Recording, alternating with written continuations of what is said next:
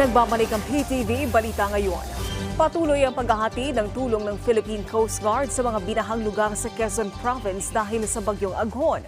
Matapos matanggap ng tawag, agad na nagpadala ng Disaster Response Team ang PCG sa bahagi ng Bel Air o Bel-Air Eco Park sa Barangay 10 sa Lucena City.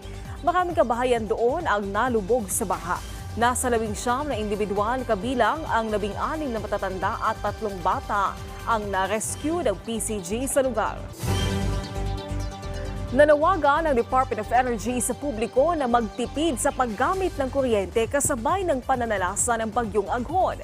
Ayon kay Energy Secretary Rafael Lutilla, nagkaroon kasi ng pagtipis sa supply ng kuryente sa Luzon Grid dahil sa nagdaang kalamidad.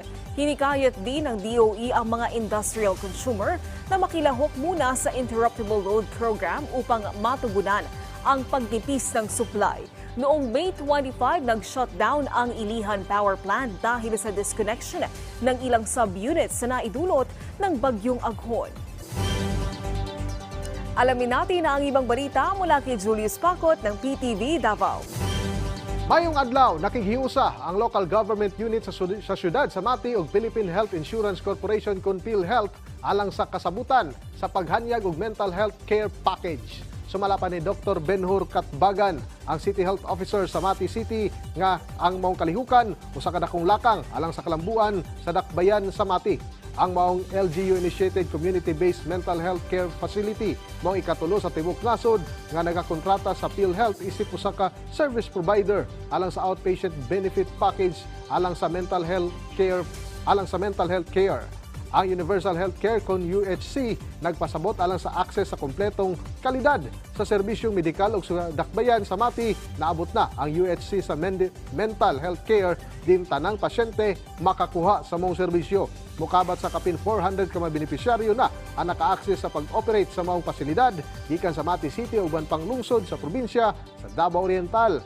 Ang PhilHealth Mental Health Package nagsugod niadto Oktubre 2023 ug dunay duha ka package alang sa matag pasyente nga nagkantidad og 9,000 ug 16,000 pesos. Samtang ipasidunggan ang duha ka mga tricycle driver diha sa Panabo City sa lokal nga panggamhanan, kini human silang pagpakita sa pagkamatinud-anon dihang ilang giuli ang nakita nila nga salapi nga nagkantidad og 100,000 pesos niadtong milabay nga adlaw.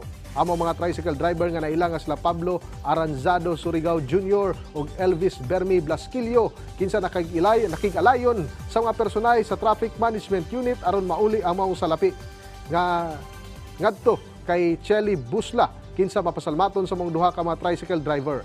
Tungod niini sa ilang gipakitang mayong binuhatan, nakadawat sila og bugas, token og plake isip usa ka anes nga panabuwan gikan sa City Government of Panabo.